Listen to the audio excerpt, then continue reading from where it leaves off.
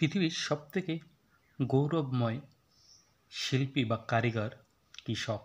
হ্যাঁ, কৃষক।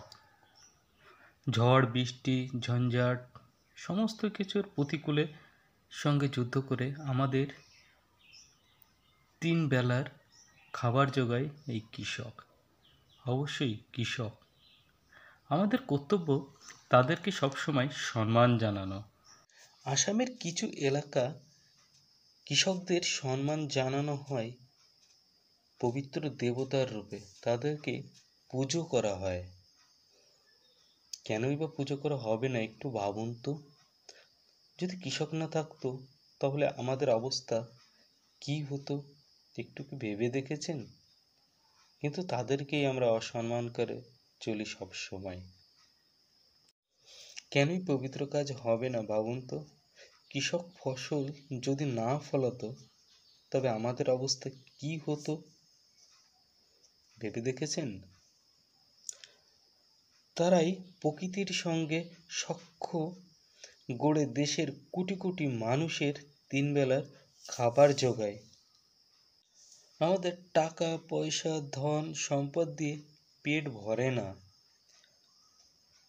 কৃষকের উপার্জিত ফসল থেকেই আমাদের পেট ভরে।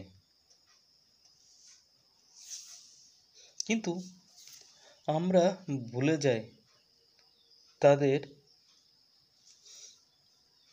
সম্মান জানানোর কথা।